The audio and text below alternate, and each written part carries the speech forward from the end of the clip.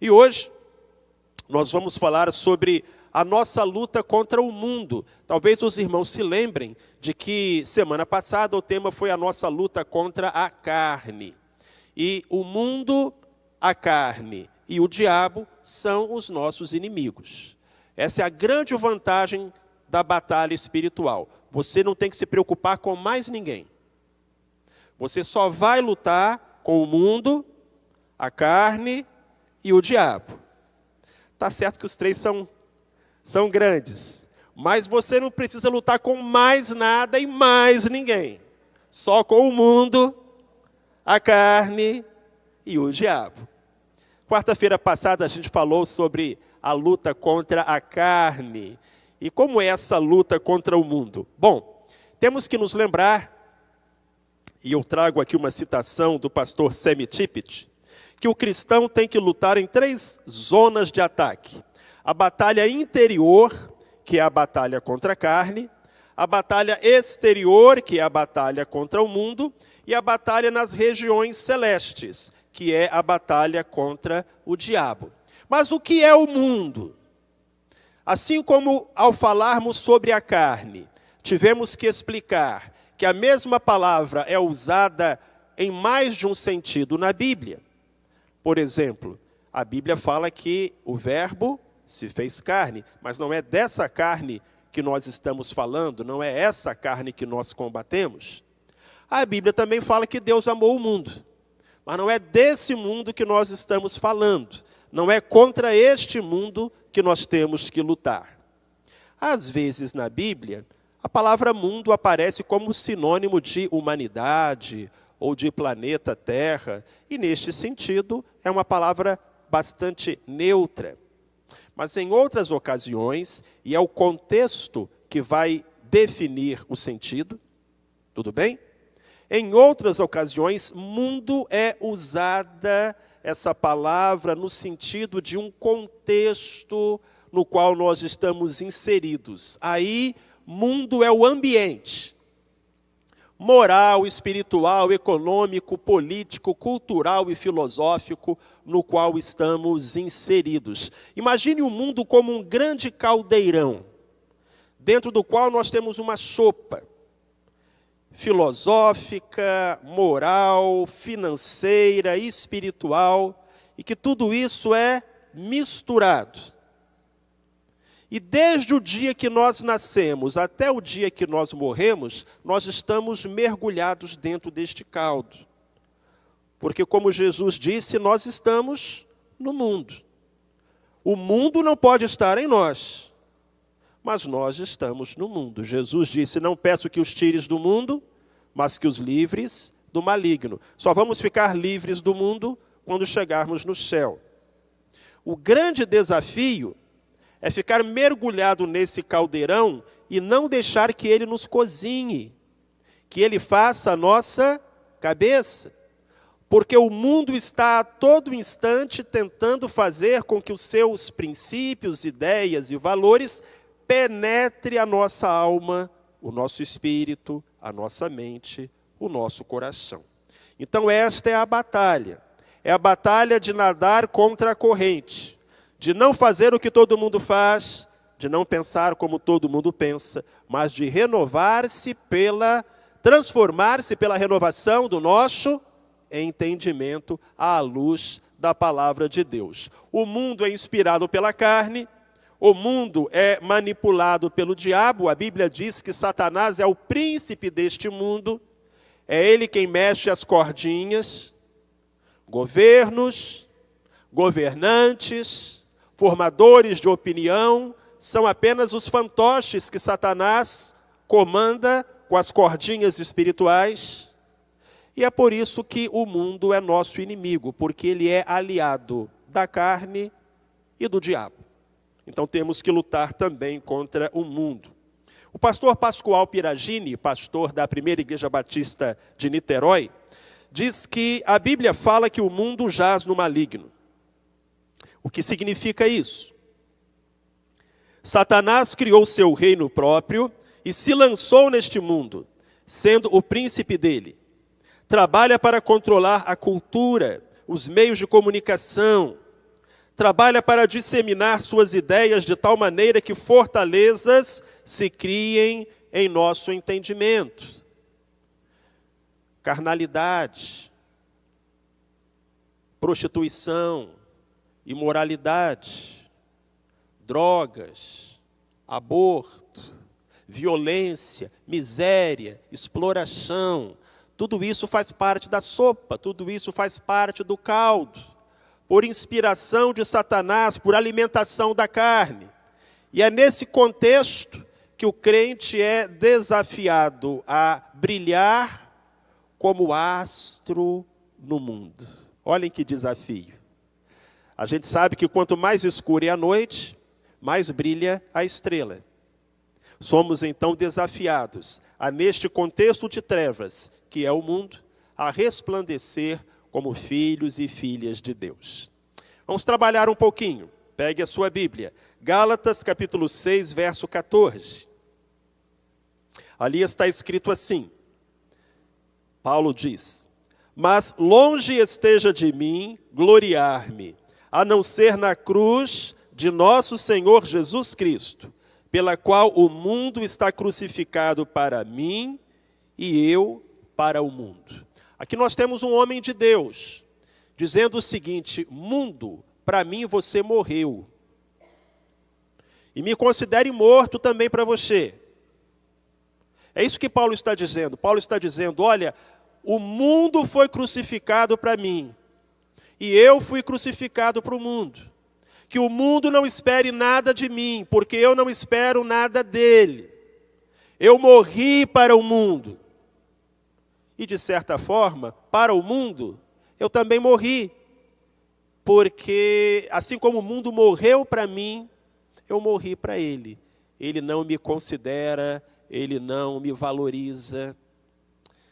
Agostinho de Hipona, que foi um dos pais da igreja, um teólogo famoso do século IV, do século V, foi muito pecador antes de se converter. E se tornar um dos maiores teólogos da história da igreja. E ele pecou com força. A história diz que ele tinha uma mãe chamada Mônica, que orava por ele, botava o joelho em terra, e um dia Deus tocou no coração daquele homem e ele se transformou por completo. E Agostinho estava andando por uma rua e então foi visto por alguns colegas dos tempos do mundo, colegas de bebida, colegas de prostituição, alguns rapazes, algumas moças viram ele e começaram a chamar por ele. E ele, envergonhado, apressou o passo. E aquelas pessoas não ficaram conformadas e foram atrás dele falando assim, Agostinho, você não está reconhecendo? Somos nós. E ele se virou para aquelas pessoas e disse o seguinte, eu estou vendo que são vocês. Eu é que não sou mais eu. Eu não sou mais aquele que vocês conheceram. Eu não participo mais dessa vida. Se alguém está em Cristo, nova criatura é, as coisas velhas já passaram, eis que tudo se fez novo. Isso é uma verdade na nossa vida? Paulo falava assim, olha, depois que eu me converti, o mundo morreu para mim, eu morri para o mundo, e nós não esperamos mais nada um do outro. Vamos ver o próximo verso. É agora um verso de João, no capítulo 2, 1 João, capítulo 2, versículos 16 e 17. Porque tudo o que há no mundo, a concupiscência da carne, a concupiscência dos olhos e a soberba da vida, não vem do Pai, mas sim do mundo. Ora, o mundo passa e a sua concupiscência, mas aquele que faz a vontade de Deus permanece para sempre. Que grande verdade, não é, queridos? Vocês que já têm um pouquinho mais de idade como eu, um pouquinho de cabelo branco, não tanto quanto eu, talvez você se lembre de alguns artistas, esportistas, políticos, que foram muito famosos quando nós éramos jovens. E onde está esse povo agora? que já teve tanta fama, popularidade e poder, onde estão agora essas pessoas? É o que a Bíblia está dizendo, o mundo passa. É enganoso, é fugidio, mas aquele que faz a vontade de Deus, permanece. E o mundo não tem nada de bom. Não procure, não peneire, não garimpe. O mundo não tem nada de bom. Tudo o que há no mundo não vem de Deus, mas sim do mundo. Então, temos essa luta contra o mal que nos rodeia, que a Bíblia chama de mundo. 4 verdades para a nossa consideração esta noite. Primeira, existe uma guerra constante entre a igreja e o mundo. Os dois nunca fazem as pazes. O mundo e a igreja são 2 forças em oposição e em perene conflito. Não devemos supor que alguma forma de acordo seja possível. A igreja e o mundo estarão em lados opostos até a consumação dos séculos. Isso significa, meus queridos, que como crentes e como igreja, não devemos esperar muita consideração da parte do mundo. Quando os primeiros crentes chegaram no Brasil, eram missionários, e os primeiros brasileiros começaram a se converter e a aceitar Jesus, eles foram muito perseguidos. Eles eram apedrejados, os templos eram queimados, as Bíblias eram rasgadas. Aquele povo padeceu perseguição. Mas com o crescimento do número de evangélicos no Brasil, as coisas meio que mudaram. E nós passamos a ser vistos mais respeitosamente. Políticos começaram a disputar o voto dos evangélicos e a nos tratar a pão de ló. Irmãos, não nos enganemos. Eu acho que um dos grandes problemas da igreja evangélica hoje é que ela quer ser aceitável aos olhos do mundo. Ela quer ser palatável ao mundo. Então ela começa a se ajustar ao mundo para que o mundo goste dela. Então o mundo acha que tem que ter casamento gay, vamos fazer casamento gay. O mundo acha que tem que liberar o aborto, vamos liberar o aborto. Afinal de contas, não queremos ser vistos como intolerantes. E aí a gente começa a vender a nossa alma para ganhar o mundo. Nas palavras de Cristo, péssimo negócio. De que adianta o homem ganhar o mundo se perder a alma? Isso vale para a igreja também. Então vamos nos acostumar com a ideia de que não seremos bem vistos pelo mundo. É assim mesmo que é. É assim mesmo que é para ser. Mark Buber nos lembra que o sistema do mundo, em sua função, é uma expressão composta da depravação do homem e das intrigas do governo de Satanás. Tudo isso combinado numa oposição ao governo soberano de Deus. O mundo está claramente definido nas Escrituras como inimigo ativo dos cristãos.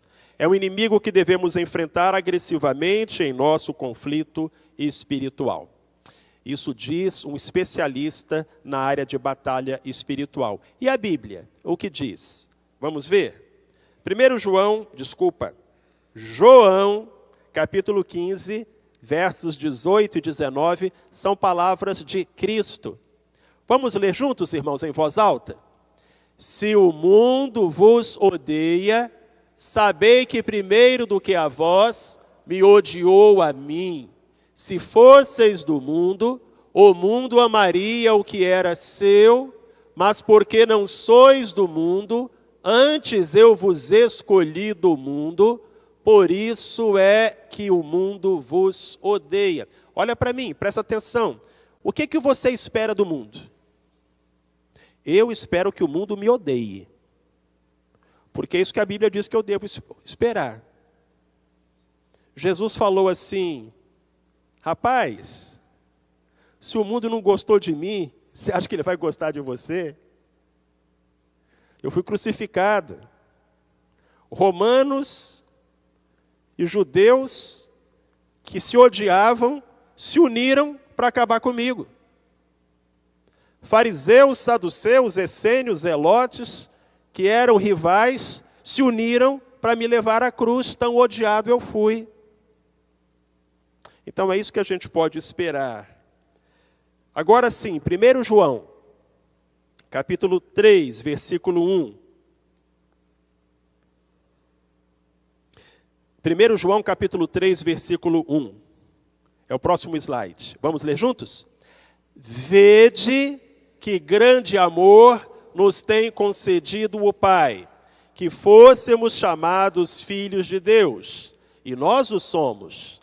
Por isso o mundo não nos conhece, porque não conheceu a Ele. Aí você começa a entender por que o crente incomoda tanto o mundo. Por que o professor da faculdade te persegue? Por que os colegas da faculdade zombam de você? Por que o vizinho quer te tirar do sério? E muitas vezes você nem fez nada. Você nem fez nada. Existe aquela história da cobra e do vagalume. A cobra queria comer o vagalume. E o vagalume fugia e a cobra atrás. 1 semana, 2 semanas, o vagalume fugindo e a cobra atrás. Por fim, o vagalume pediu um tempo. Disse, olha, eu estou muito cansado. Eu não aguento mais fugir. E eu sei que a senhora vai me comer.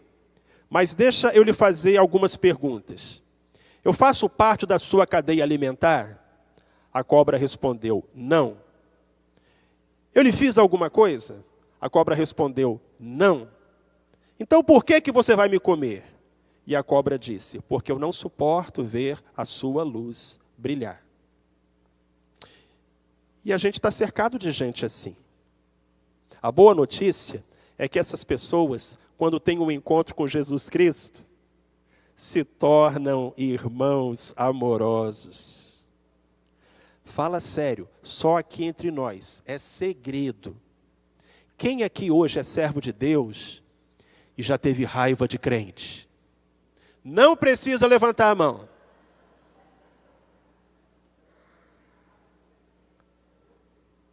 Entende, irmãos? É isso. Por que você tinha raiva de crente? É porque a luz incomoda, fere os olhos, e o mundo vai nos perseguir. Mas a gente não desiste, porque a gente sabe que é no mundo que a gente resgata as almas pelas quais Cristo se entregou. E vou dizer mais, de lá a gente veio, irmãos. De lá a gente veio. Nós não somos melhores do que ninguém. Amém? Nós não somos melhores do que ninguém. Se nós vamos para o céu, não é porque nós somos melhores do que qualquer pessoa, é porque Jesus nos salvou. Então a gente tem que amar as pessoas, embora a gente não ame o mundo. E embora elas nos persigam, temos que ser como Jesus, que a caminho do Calvário, orava pelos seus perseguidores. Ainda em 1 João, capítulo 4, versos 5 e 6. Você quer ler junto comigo, por favor? Eles são do mundo, por isso falam como quem é do mundo, e o mundo os ouve. Nós somos de Deus. Quem conhece a Deus nos ouve. Quem não é de Deus não nos ouve. Assim é que conhecemos o espírito da verdade e o espírito do erro. Que profunda e clara é a palavra do nosso Deus. Segunda verdade, essa guerra que existe entre o mundo e a igreja não vai melhorar, pelo contrário, vai ficar pior. A guerra entre a igreja e o mundo tende a se intensificar. Na medida em que a volta de Jesus se aproxima, os princípios do mundo e os valores do reino de Deus se chocam mais abertamente a cada dia. A diferença vai se tornando cada vez mais visível. A decadência do mundo torna cada vez mais aguerrida a batalha espiritual. Então as coisas não vão ficar melhores entre a igreja e o mundo. Elas vão piorar. 2 Timóteo capítulo 3, versículos 1 a 5. Eu vou pedir que os homens leiam comigo em voz bem alta. bem bonita. Vamos lá, homens. Sabe, porém, isto, que nos últimos dias sobrevirão tempos penosos, pois os homens serão amantes de si mesmos, gananciosos, blasfemos, desobedientes a seus pais, ingratos, ímpios, sem afeição natural, implacáveis, caluniadores, incontinentes, cruéis, inimigos do bem, traidores, atrevidos, orgulhosos, mais amigos dos deleites do que amigos de Deus, tendo aparência de piedade, mas negando-lhe o poder. Afasta-te também desses. Amados, os últimos dias já chegaram, não? O que eu acho mais engraçado nesse texto é que depois de falar de tudo isso de ruim, fala assim, tendo aparência de piedade. Ou seja, nos últimos dias, as pessoas vão fazer tudo isso e ainda vão dizer, Deus está comigo. Eu sou servo. Uau! Mas é o que a Bíblia está dizendo. Vão fazer tudo isso e ainda vão ter aparência de piedade. Agora vamos colocar as irmãs para trabalhar. Pode ser? 2 Timóteo capítulo 4, versos 3 e 4. E sem a minha ajuda, só as irmãs. Vão lá.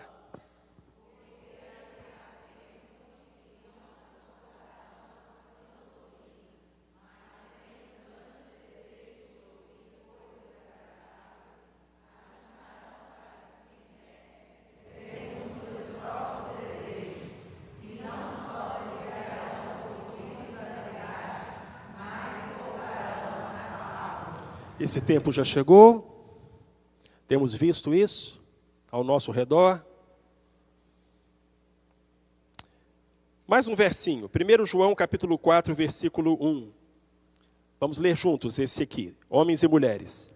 Amados, não creiais a todo espírito, mas provai se os espíritos vêm de Deus, porque muitos falsos profetas têm saído pelo mundo. Então o mundo só piora, só piora.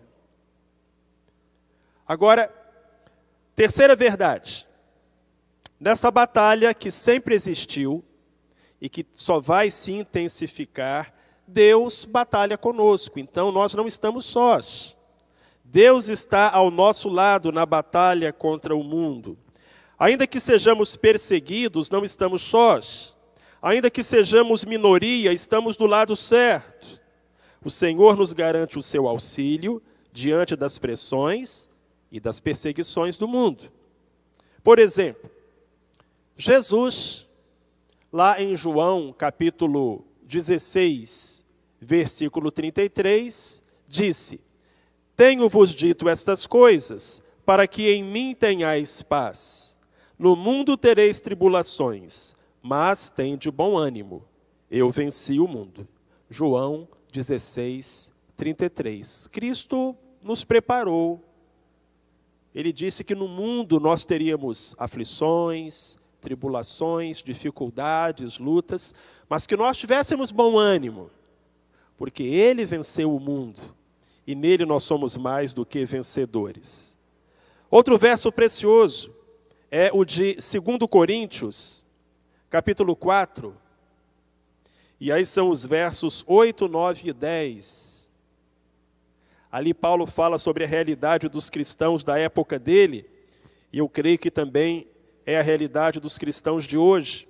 Em tudo somos atribulados, mas não angustiados, perplexos, mas não desesperados, perseguidos, mas não desamparados, abatidos, mas não destruídos, trazendo sempre no corpo o morrer de Jesus, para que também a vida de Jesus se manifeste em nossos corpos. 2 Coríntios 4, de 8 a 10. O apóstolo Paulo está dizendo, olha, nós somos vergados pelas adversidades, mas nós não somos lançados ao chão.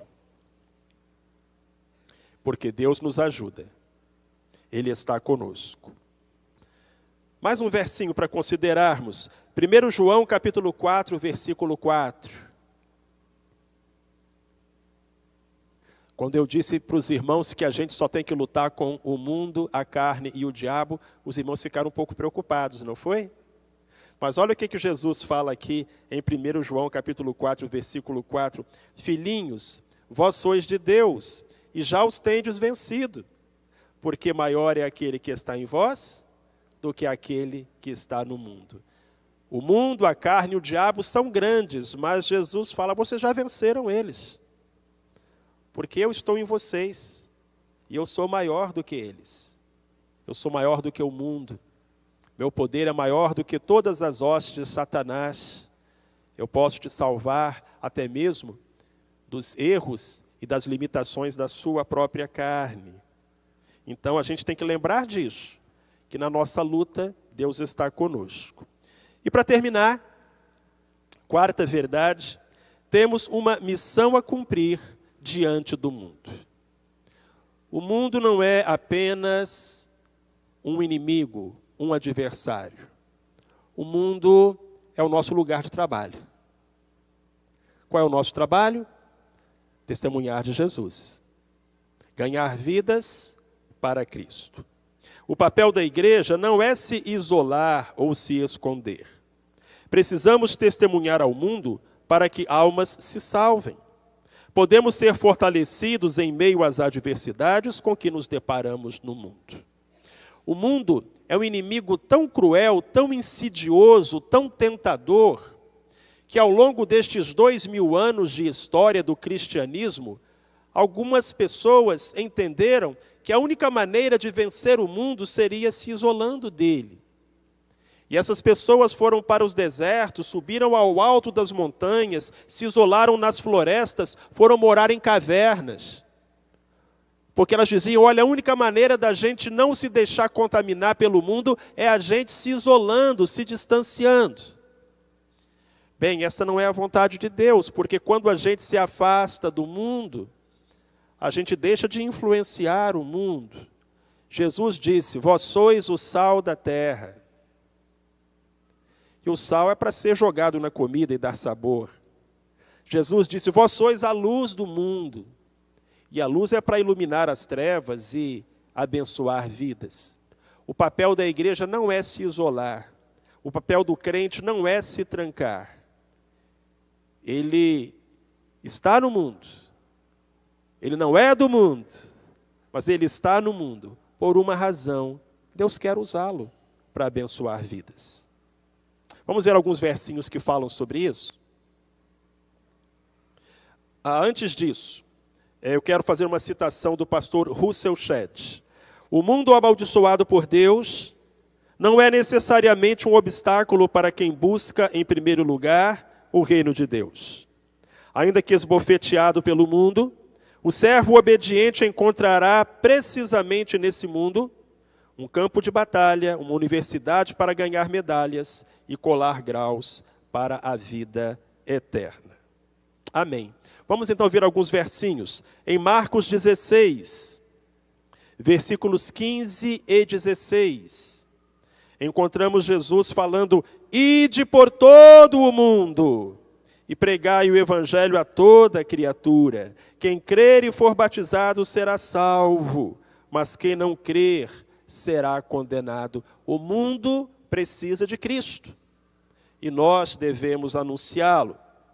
Agora, Judas, versos 22 e 23. Judas não tem capítulo, só tem versículo, porque é um texto muito pequenininho, de modo que ele não foi dividido em capítulos, só em versículos. Judas 22 e 23. Lemos assim, e apiedai-vos de alguns que estão na dúvida, e salvai-os, arrebatando-os do fogo. E de outros, tende misericórdia com temor, abominando até a túnica manchada pela carne. O apóstolo Judas está nos dizendo aqui, olha, a gente tem que ser tão santo, que até a roupa manchada pelo pecado, até a aparência do mal, a gente tem que evitar. Mas isso não deve nos impedir de entrar no incêndio, de adentrar a casa em chamas e salvar aqueles que, sem a nossa ação, perecerão no tormento eterno. Apietai-vos de alguns, arrebatando-os do fogo. Como nós vamos fazer isso, se nos retirarmos do mundo? Então, consideremos essas verdades. Søren Kierkegaard, que foi um famoso filósofo dinamarquês, considerado o pai do existencialismo, tinha muita clareza quanto ao conflito entre a igreja e a sociedade. Kierkegaard era cristão, era um crente devoto, e ele disse isso: no dia em que o cristianismo e o mundo se tornarem amigos, o cristianismo deixará de existir. E fica esse alerta, porque a mim me parece que nos dias que vivemos, o mundo tem nos estendido a mão da amizade, em troca da nossa fidelidade a Deus. Mas de nada adianta ganhar o mundo perdendo a alma.